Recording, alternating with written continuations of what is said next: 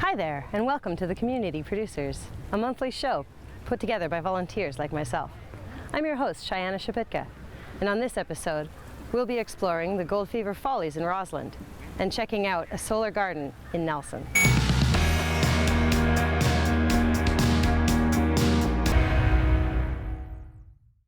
It started as a community conversation in 2015, and now, 2 years later, the Nelson Community Solar Gardens is a reality. Nelson Hydro recently took the opportunity to showcase this alternative energy installation with an on-site grand opening ceremony. Well, we're all here for one common theme, and that is to celebrate the opening of Canada's first community solar garden.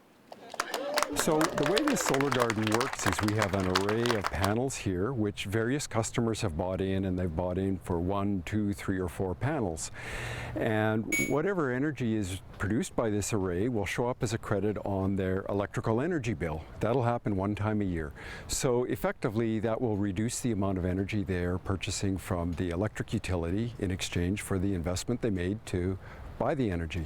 And what customers have actually purchased is the energy output from a panel for 25 years. Spring of 2016, we started to clear the site. It was not heavily treed. There was a bit of brush, but it's very consists of a lot of bedrock, so we did need to do some machine work to get some leveling happening. This is all developed on the City of Nelson's underutilized city-owned land, and it's right above the Nelson Hydro power plant where they generate electricity. So it really made a lot of sense to actually have it here. Plus, the other important thing about having it here is that it ties into the grid, and the Nelson Hydro grid is very close. It's right there. So this really made a lot of sense. So once we had everything cleared, what we did was we went and we found somebody to actually build these beautiful wooden structures made of cedar, and then they put the panels on them, and then we ran out of time because that all took place in the fall of 2016.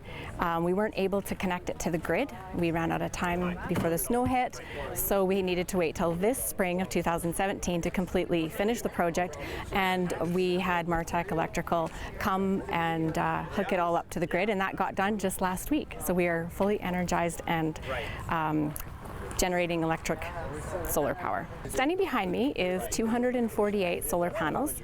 So it's a 60 kilowatt array, which means it's going to generate approximately 70 to 75,000 kilowatt hours per year. Now, to put that into context, an average home in Nelson uses about 11,000 kilowatt hours per year, so it's about 7 homes worth.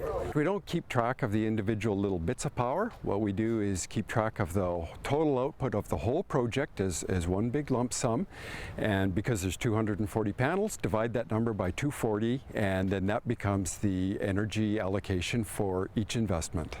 Bullfrog Power provided critical funding early on to ensure that the project moved forward, and we provided sort of social media support and marketing support to ensure that the word was spread and people knew that they had the opportunity.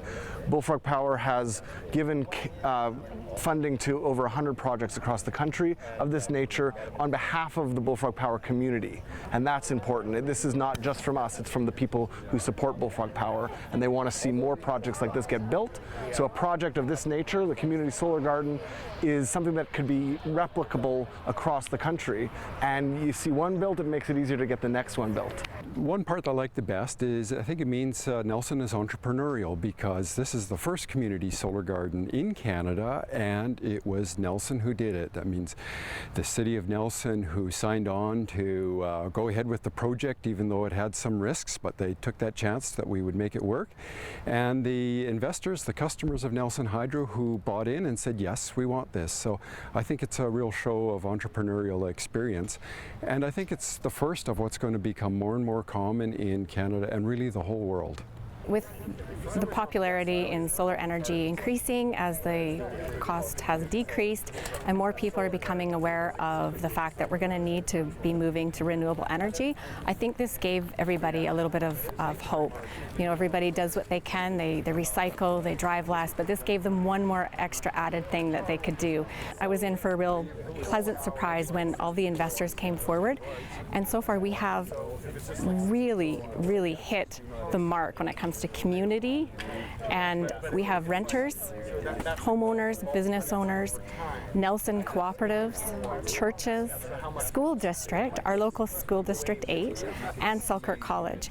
So if you think of that wide range of investors, we really have hit the mark on a community project.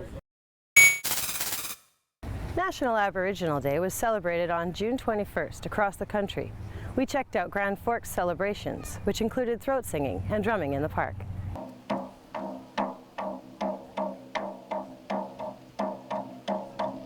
So National Aboriginal Day is a designated day in Canada that celebrates the unique cultures and peoples of Canada in the First Nations, Métis, and Inuit people. So those are the official 3 Aboriginal people of Canada. June 21st was chosen because of its significance to Aboriginal people and that there's a lot of cultural celebrations on the summer solstice. So the first thing we did is we had around 200 children come through the park this afternoon, and we had them in the teepee telling them stories. They were able to participate at a big drum. They were able to make little inukshuks and chokers that they were able to take with them, sample some bannock, and then we took a little break for ourselves in the afternoon. And now we're back here and we have some traditional foods such as salmon, berries, and bannock for people to sample. And we've just been thrilled to have an Inuit throat singer show us her craft. And now we're just getting set to have some fiddlers from Trail. And there's a banjo fiddlers and a couple of guitars, I believe. We're going to wind up the evening tonight with a large community drum circle. It's significant to me because there are many places and times that Aboriginal people don't get recognition, and it is an opportunity for all Canadians to focus on the actual First Peoples of the land and celebrate their unique culture and learn about it. That's why we involve the schools, because it's significant for us to be able to talk to the children and show them some of the thing about the Aboriginal people of Canada. That's absolutely. It's through teachings and getting to know Aboriginal people that hopefully will break down barriers, barriers of perhaps racism, barriers of when people don't know things, then they assume things. So our goal is to teach them, who are these 3 people, 3 Aboriginal peoples of Canada? What do they do and how do they do it? Some of the annual events we do is we celebrate Louis Riel Day in November. We have an annual ice fishing derby at Wilgris Lake on the Family Day long weekend. We participate in the Women's Memorial March on February 14th that happens across Canada in recognition of the missing and murdered Aboriginal women. And we're very active in the schools here in the Boundary. And yeah, we do a lot. There's 2 kinds of members in the association. There are actual citizens that have proven their genealogy and have a card from Métis Nation of British Columbia, and there are community members. And those may be self-identified Métis people who are not able to prove their genealogy, or just anyone that's interested in supporting our events and our culture.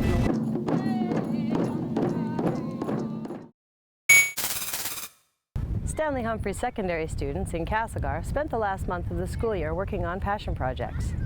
Volunteer producers in the digital media class will show us more about these unique projects. Grade 8 students at Stanley Humphrey Secondary School in Castlegar have worked on projects that they are passionate about. Genius Hour is a new part of the school's curriculum that allows students more freedom in pursuing what they are interested in. Genius Hour is a program in the education system in which students use 10% of their time or 20% of their time on a project that they're passionate about, that they're interested in. The purpose for that is to understand the learning process rather than really the end results. But the end result tends to be fantastic because of the love. The students have a wide variety of topics that they have covered, ranging from hands-on work such as robotics to fine arts such as poetry and other various forms of art. We have everything everything from fidget spinners to parkour to music to poetry to it's a huge gamut. I was really surprised at how big this actually turned out. I'm doing my project on emotions, and my question is, why are some people more sensitive than others? I'm going to do an art portfolio of my own artwork, and my question is, how does art affect today's society? I'm going to do a couple blurbs on that. The students were engaged in their projects and really enjoyed being able to work on something that they were passionate about. There is this desire to want to progress and understand something a little bit fuller. We're really impressed with how well the students are doing. The students agree with Ms. Coombs and are excited to work on their projects and explain how those projects engage them and their brains. Yes, I am always so excited when it's Friday. I'm like, yes, I can work on the Genius Hour project again, because that's basically what I do when I get home. I take out my headphones, listen to music, and write poems, so I enjoy doing this. When you're doing something you enjoy, then I find it's easier to focus on what you're doing. I'm enjoying it because it really gets your brain working, and it really helps you to find out like different stuff that maybe you're interested in rather than what people might teach in school. The school hopes to continue doing the passion projects in the next school year, starting in September. We started it in March. So we're hoping that now we can start in September. We have the summertime to plan, and we can start in September with a new group of grade 8s. The students' projects were set on display for other students and the public to view, and for the teachers whose students they were. They hope to continue working on the idea of passion projects next year. For the community producers in Castlegar, I'm Gavin Eamon. The ever-popular Gold Fever Follies are back for another season, with 2017 marking 30 years for this Rossland musical theatre tradition. We caught up with the cast and director as they get set to take the stage for this summer's performance. Take a look. I know what'll cheer you up. Whoops. You want to celebrate America? I'll show you something American.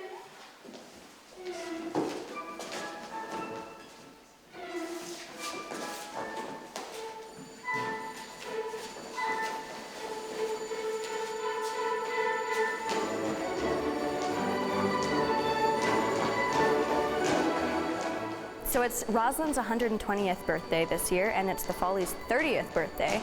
So to celebrate that, we kind of really did a show around that, and we kind of celebrated Rossland's, before Rossland was even here. So that's kind of what we based our show on. So we're really excited to be back in the Miners Hall for this year and just get into it on this really special kind of occasion. So.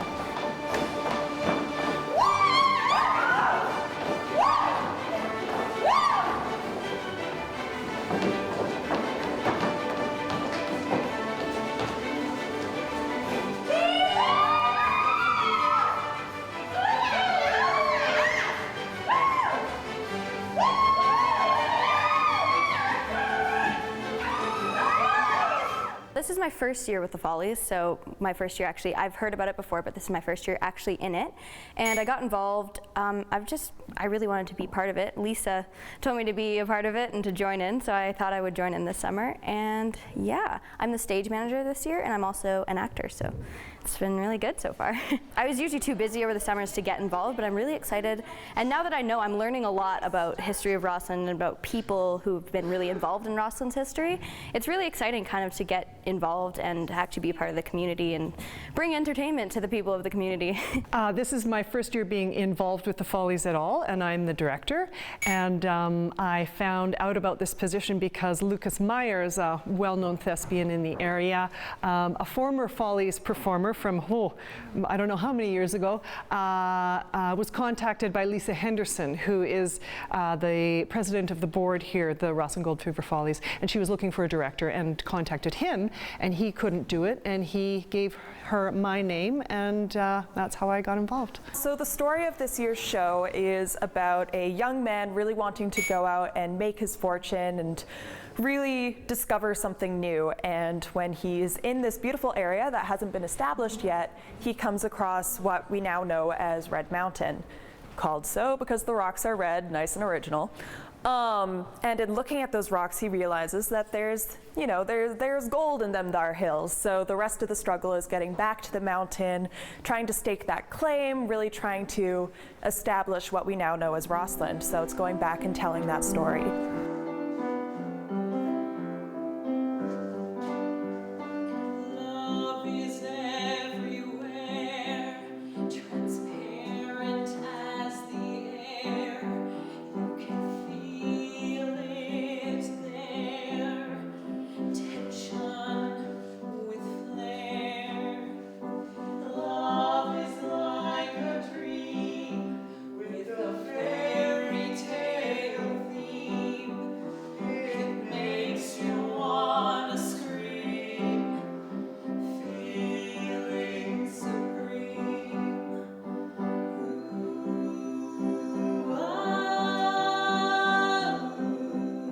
What makes the music for the Follies fun and special is that there's always this energy to it, there's always this passion to it. A lot of it takes on themes from sort of that time period. You have sort of that honky-tonk sound to it. There's always a mix of classic musical theater. Sometimes you get something fun and insane in there. Last year we did a barbershop quartet, which was a lot of fun. This year we've got an electric guitar coming out at some point. A lot of our actors are phenomenal musicians as well. So I had a lot of freedom this year to make some incredible arrangements with them and collaborate with them. So there's, always this passion and energy to it that I've always found really, really fun to work with. Advertising courtship. I'm gonna be the one to make the most money, hun. I'm sick of everyone calling me honey bun. It's simple, easy work. Gets you tips. Get a flirt. Stand back, girls. Let me show you how it's done.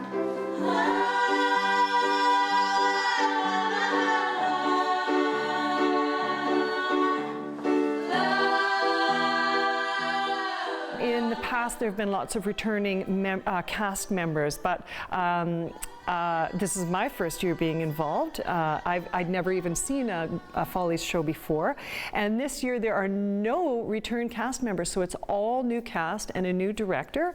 The one person involved in the creative team that's a return is Rebecca Peterson, the musical director, and the playwright Brian Turner has written many plays for the Follies before. So the Follies are really special because we always base it on actual historical events that happened in Rossland, and so we always have the can-can, we always have really fun stuff like that, but a lot of the facts that we base our stories on are actually true and actually happened. So that's really what makes this a special show, is people can actually research and find out that these things actually happen.